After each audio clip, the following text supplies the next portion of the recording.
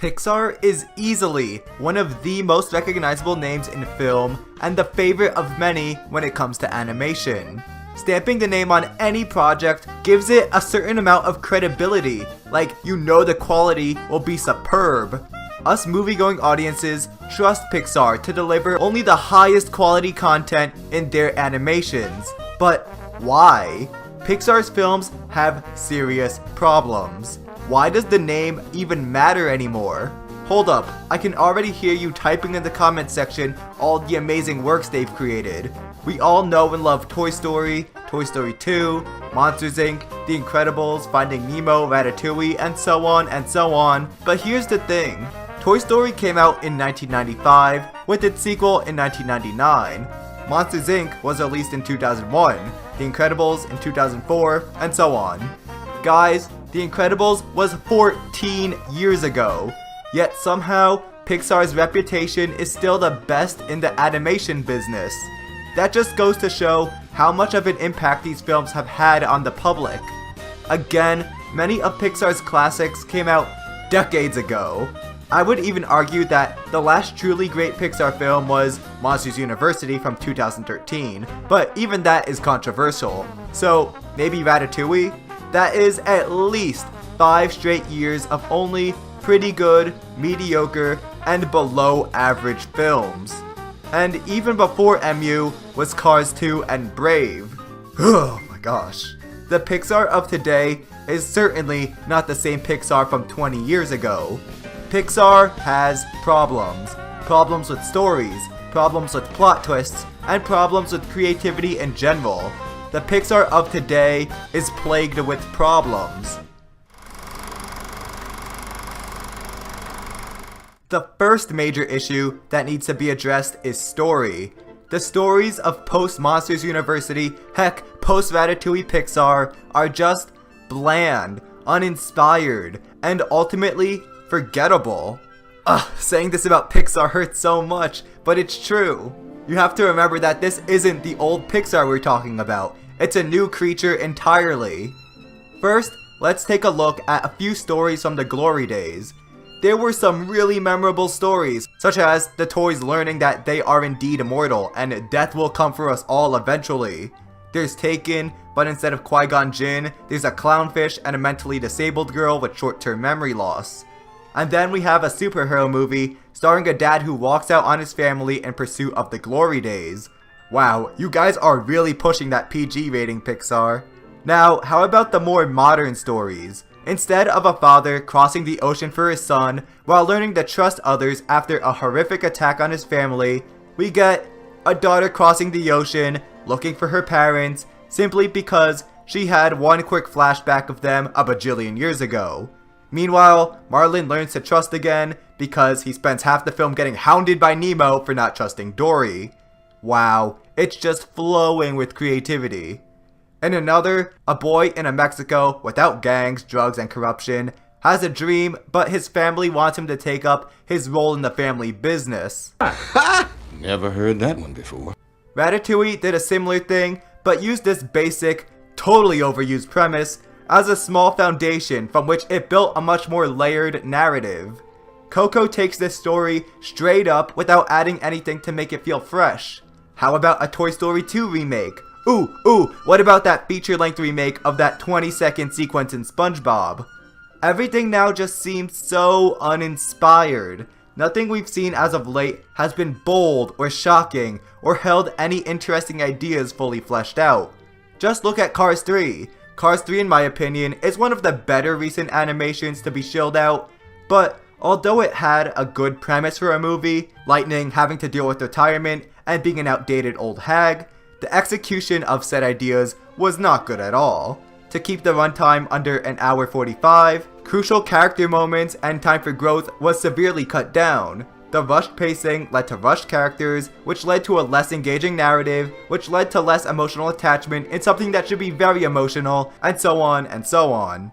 Inside Out, on the other hand, was extremely predictable. The film itself lays out the course of future events for you beforehand. You see everything coming from a mile away, so you can't get emotional about any of it, no matter how hard it doesn't try. The Good Dinosaur is literally Toy Story, but not good. The Incredibles 2 pretended it was about something by having one well thought out conversation in the beginning, but then totally dropping any interesting ideas then and there. So you can tell that Pixar is putting very little to no effort in the stories they're crafting. You can see repetition of ideas and a lack of care to any interesting ideas they do somehow stumble upon. Another element that finds endless repetition is so many animations that come out of Disney and by extension Pixar contain their own plot twist villain.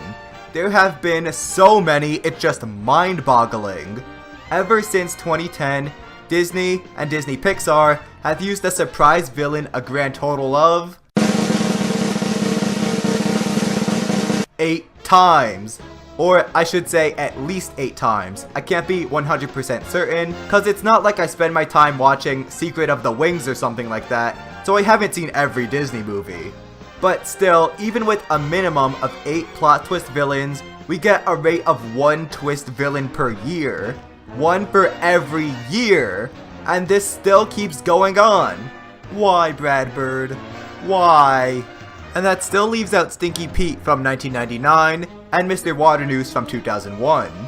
Although it is possible to write an awesome surprise villain, more often than not, the result is a flimsy one. A character that we've known and learned about for at least half the movie is suddenly thrusted into a completely different characterization.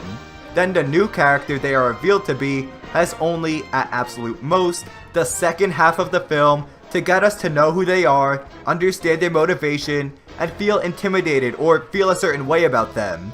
You can't create a worthy antagonist with only less than half a movie left. The result is not only a completely rushed character who gets little to no change throughout the film, but a break on pacing for the villain to give a long monologue in which they tell their whole backstory and motivation to the audience in the most bland, obvious, and downright disrespectful way possible, as if the whole audience was just a bunch of 5-year-olds. Now, I know one troll will type, but it's a kids movie. Well, that logic doesn't hold up when it's mostly adults who watch, remember, and love them. Kids didn't give The Incredibles 2 a 94 on Rotten Tomatoes, adults did. This is the same grade as The Dark Knight, it's crazy. The old Pixar used to create intelligent entertainment for everyone to enjoy, not some dumbed down, mindless media that is but a shadow of its former self. Another reason why these twist villains haven't been cutting it is because the writers simply can't pull off a good plot twist. The plot twist is a moment that completely changes the entire nature of a story, or should at least. After the reveal, you can never watch, play, or read it the same way again. When you first experience the story, you view it as one thing, but after you're hit with a twist, it takes the form of something else entirely. You should want to immediately go back and rewatch the film with this new lens to see how you interpret every moment now. My good friend Video Gambit recently did his own video on what makes a good plot twist. I'll leave a link in the description. But anyways, Pixar's, and Disney's in general, problem is that its plot twists don't reveal the true nature of the works, but break them. With the new lens you're given, you realize that nothing makes any resemblance of sense. Spoilers for Coco and Incredibles 2 incoming. In Coco, the protagonist Miguel wants to become a musician like his beloved great-great-grandfather Ernesto de la Cruz.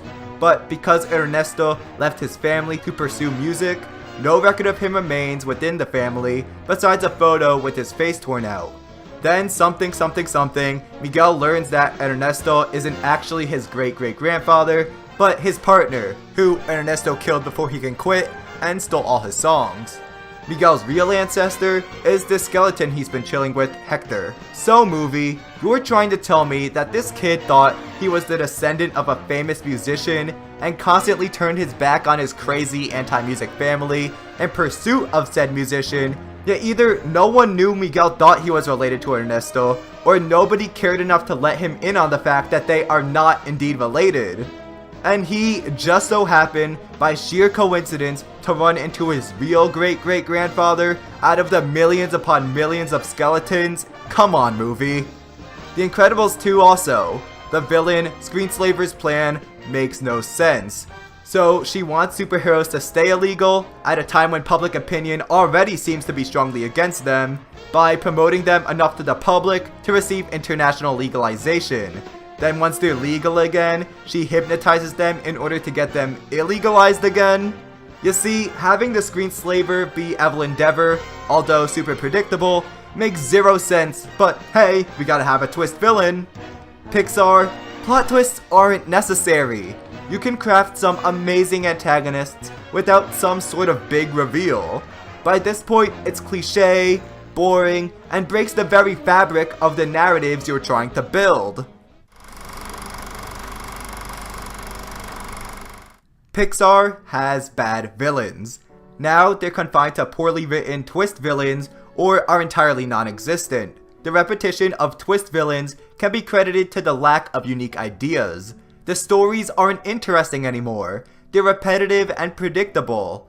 Every problem I've mentioned thus far can be credited to a single cause: quantity over quality. When Pixar Animation Studios arrived on the scene in the mid-90s, they released far fewer animations than they do today. Their first film, Toy Story, revolutionized the industry in 1995 by being the first fully computer-generated movie. The next release for the up-and-coming studio didn't come until a full 3 years later, with 1998's A Bug's Life. Toy Story 2 then came a year after that, then another 2 years later came Monsters Inc., etc., etc.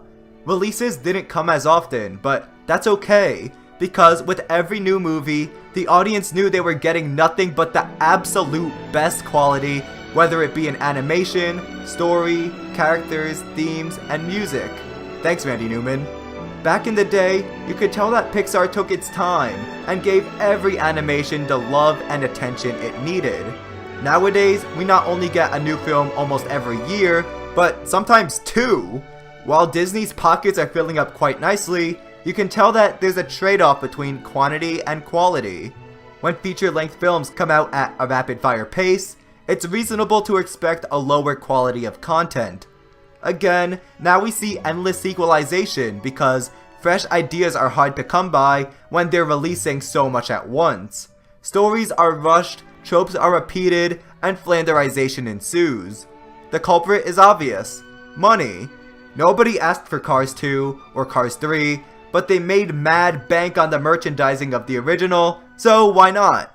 We never really needed a Toy Story 3, and 4 for that matter, but hey, money. Money, money, money, money, money. We can't keep doing this, Bob. Oh yes we can, Rick. Oh yes we can.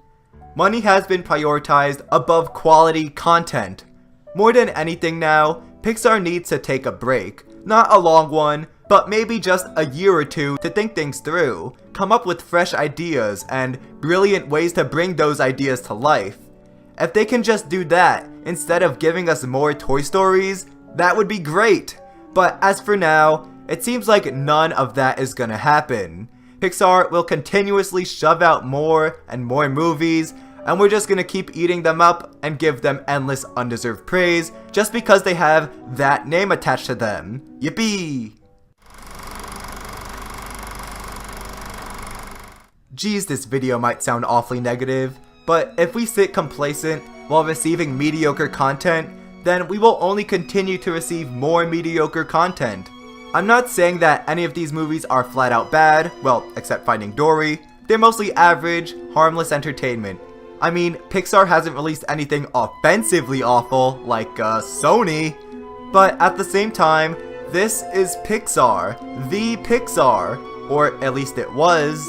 We've seen this studio at one point be the absolute best in the business. They crafted such unforgettable masterpieces such as Toy Story, Toy Story 2, The Incredibles, Up, and many more. To see them go from this to this is just depressing. So no, Pixar isn't what it used to be, but that doesn't mean it has to stay this way. Pixar has problems. Less than stellar stories, bad twists, and a general lack of creativity plague the studio, but it's still possible for them to get their act together and achieve the heights they reached in their golden years. Although Toy Story 4 is well into production, it's never too late to find redemption. Remember, if you enjoyed this video, to please leave a like and subscribe. See you next week.